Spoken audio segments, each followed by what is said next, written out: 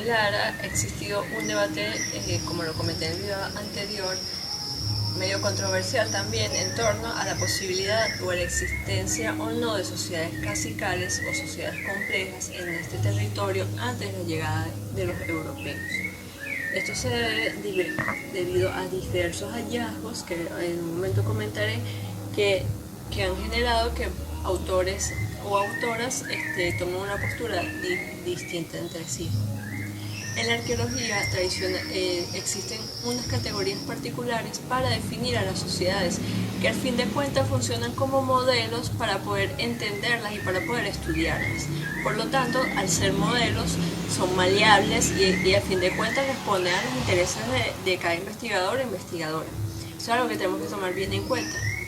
En estos modelos por mucho tiempo se concibieron desde una perspectiva evolucionista de las sociedades humanas, conocido también como darwinismo social, el hecho de pensar que hay sociedades más desarrolladas o más evolucionadas que otras.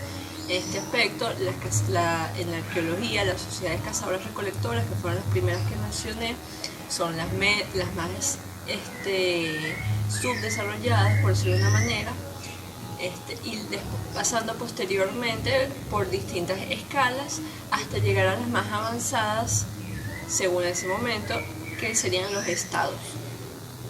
Como en arqueología de esta región podría llamar los mayas, los aztecas y los incas, son como el ejemplo más reconocido por todos y por todas. Sin embargo, a pesar de que ya esta idea se supone que no debería mantenerse, o que siempre ha sido como un debate, o ya se ha buscado deslastrarnos de esas ideas preconcebidas de las sociedades humanas, las categorías se siguen manteniendo porque ya son de conocimiento público, tanto para la academia, como las poblaciones académicas, como las que no. Entonces se siguen utilizando. Debemos entender que no existen sociedades mejores o peores que otras, sino que las sociedades se desarrollan se desarrollan en base a sus propias particularidades y culturas que responden a sus necesidades y a su cosmovisión de vida. Entonces no podemos decir que una comunidad por conseguirse en el Amazonas vivir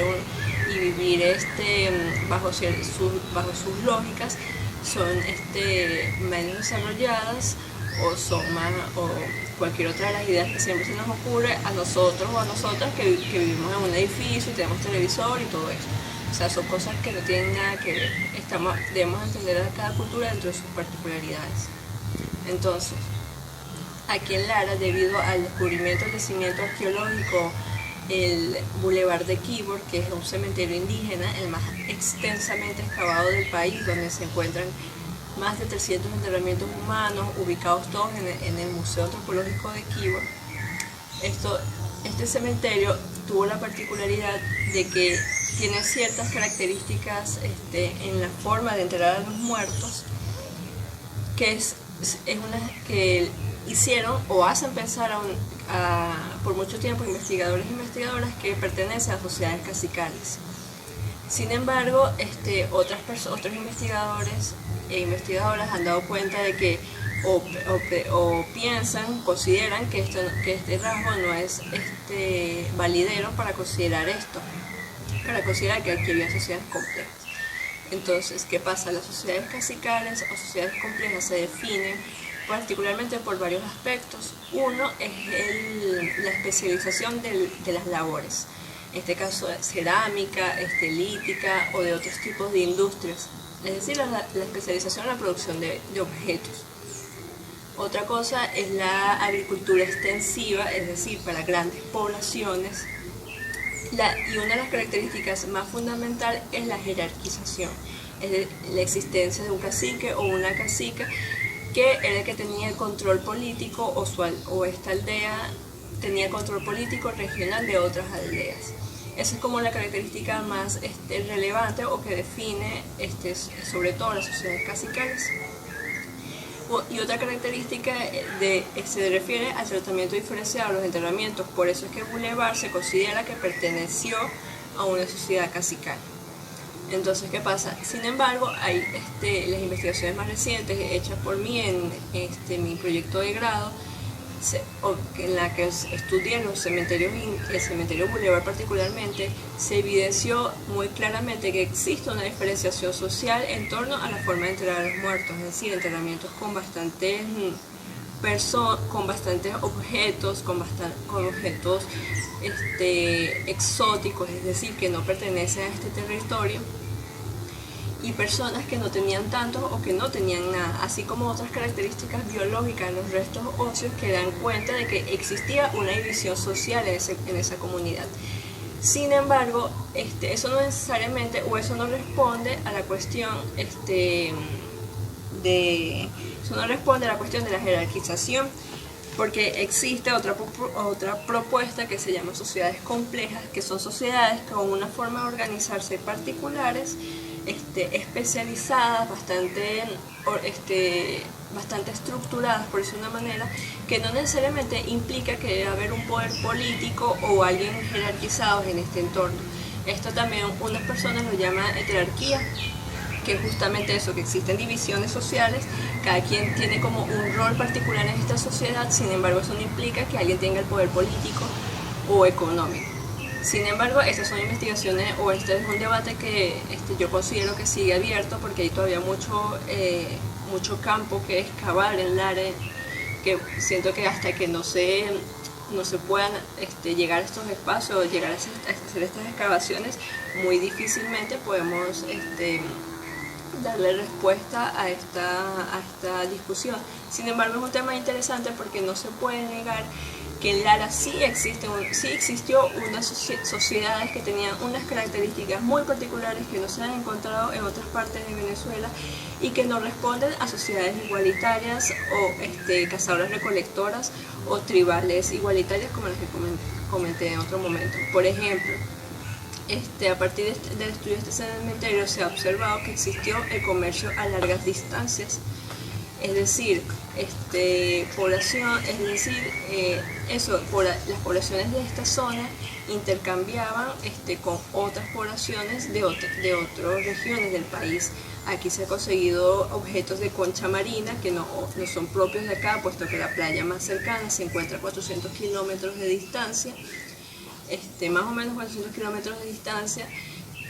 Y además se ha visto que varias de estas conchas no solo pertenecen a estas playas, sino también a las islas, entre otras cosas, piedras de origen exótico también, como la jadeíta, la varicita, el ámbar, son objetos que tampoco son autóctonos de aquí, pero se han conseguido en yacimientos de acá. Eso da cuenta de intercambios que tampoco están mediados por el capital, por decirlo de una manera, como una moneda de intercambio, sino que se hacían en términos de trueque, como lo conocemos hoy en día.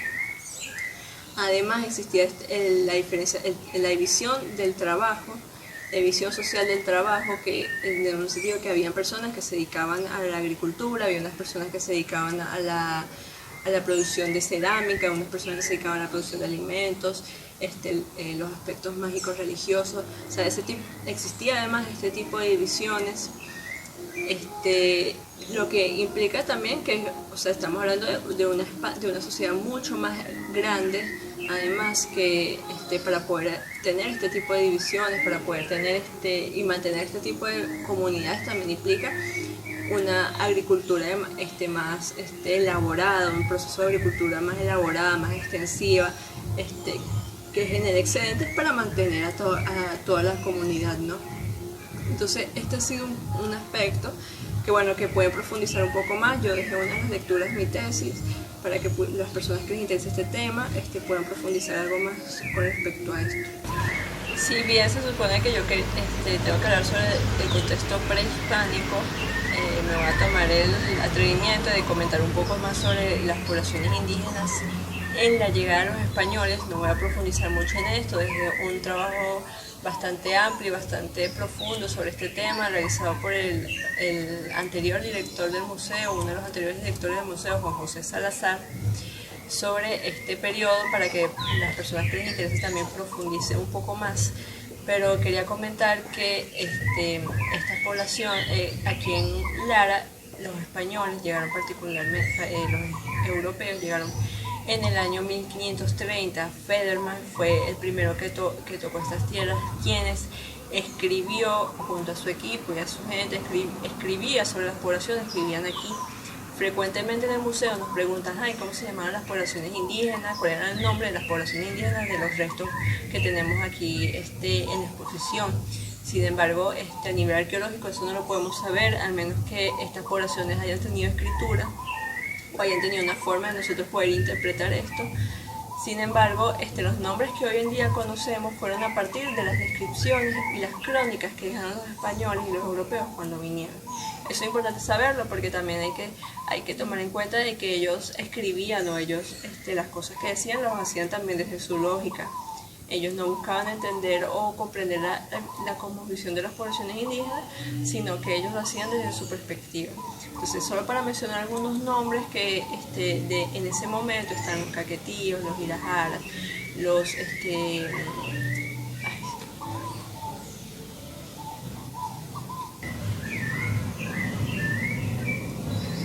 a partir de los registros que dejaron los cronistas en ese momento es que podemos decir algunos de los nombres que hoy en día se conocen. Para mencionar algunos están los gallones, los ayamanes, los cuivas, los caquetíos, por nombrar algunos nombres, entre otros, ¿no?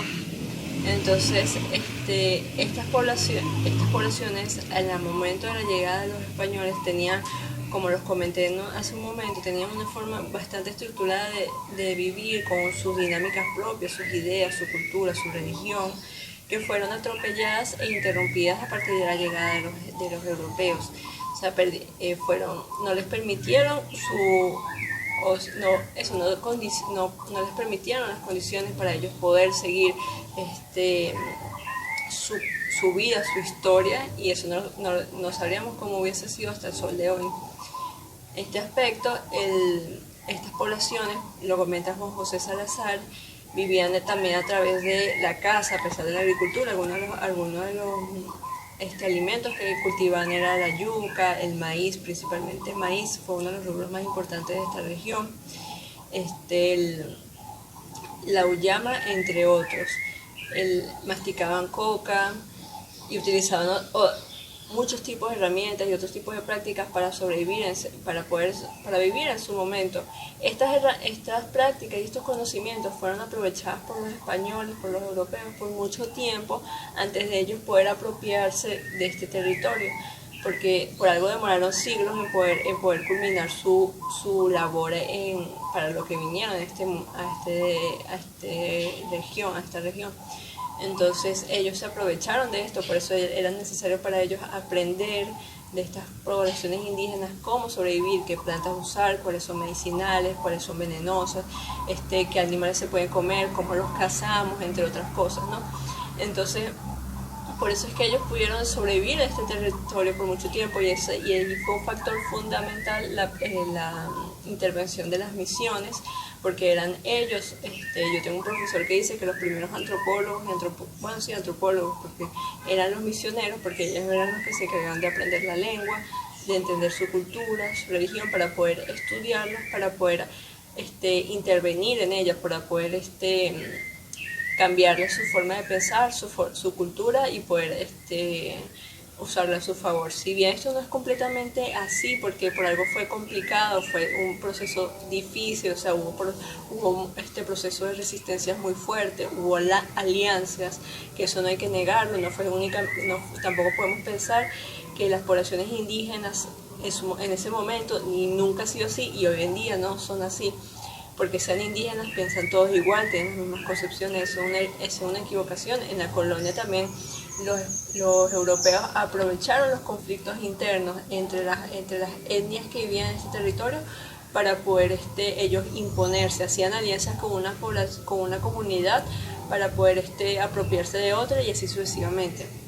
Entonces, hay que entender que fue un escenario muy complejo, que yo ahorita no lo puedo agotar. Espero que en los siguientes videos, en los siguientes módulos, los profesores que vayan a hablar de estos módulos puedan darle más luces sobre este aspecto. Yo solo quería como mencionar un poco sobre cuáles eran las condiciones de este momento.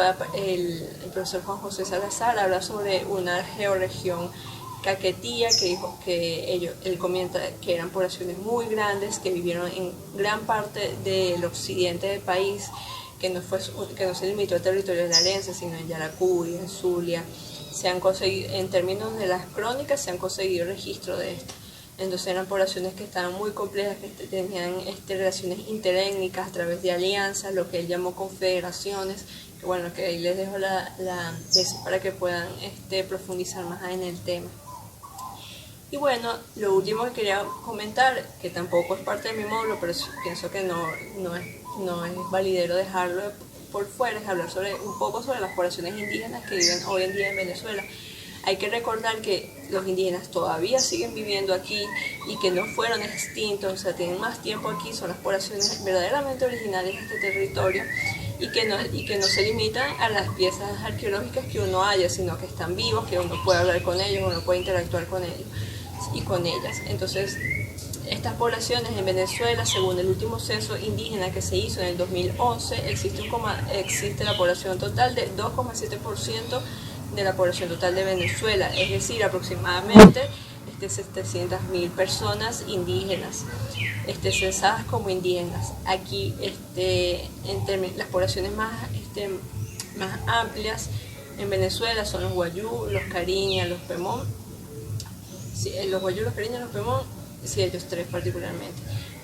Asimismo, en Lara existen 2.000 personas identificadas o censadas como indígenas y varias de estas etnias no se conocían antes del censo, puesto que ha habido un proceso de autorreconocimiento que el Estado venezolano les permitió a las poblaciones que se reconocían como indígenas poder asumirse como tal en términos legales.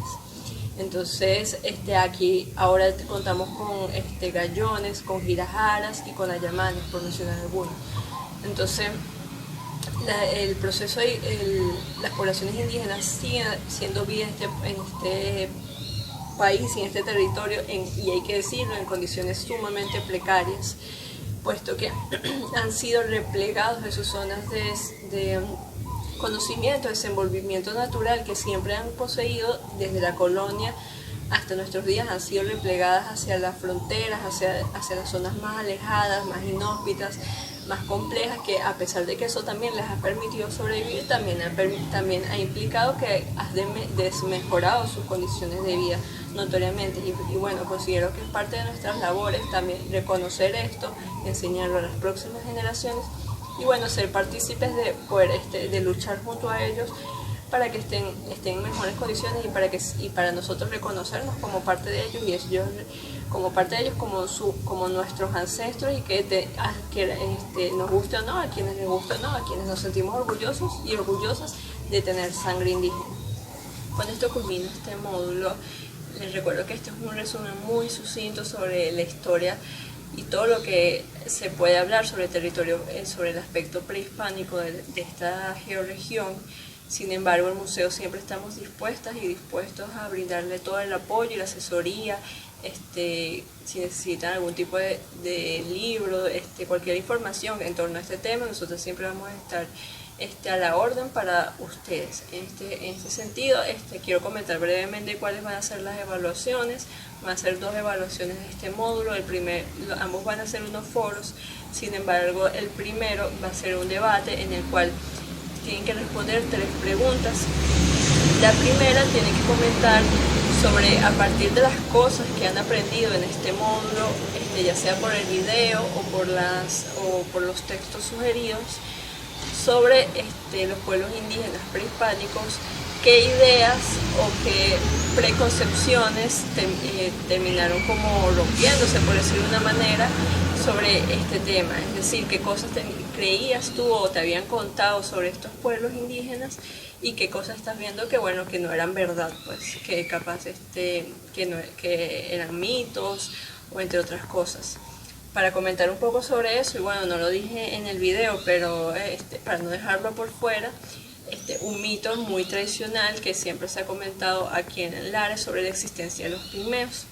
Aquí en Venezuela no han existido pigmeos, no se ha descubierto ningún tipo de hallazgo que permita legitimar esta existencia. Sin embargo, en su momento, cuando excavaron el cementerio Boulevard, Los investigadores en su momento vieron huesos que les parecieron particularmente más pequeños y por eso las denominaron pigmeos. Esta idea fue creciendo tanto que bueno, que ya está normalizado en el imaginario común de la población piboreña. Sin embargo, no es verdad. No, se hicieron investigaciones mucho más profundas con los restos óseos y se descubrió que no había ningún tipo de esto, debido a que tampoco cumplían con ciertas características biológicas que deberían tener una población para denominarse pigmea. Dejo un texto muy corto del profesor Luis Molina, quien él comenta básicamente cuáles son las características que debe tener una población pigmea y que aquí no se cumple. Eso podría ser, por ejemplo, eso podría ser algo que ustedes puedan poner que no corresponde a lo que ustedes creían anteriormente, ¿no?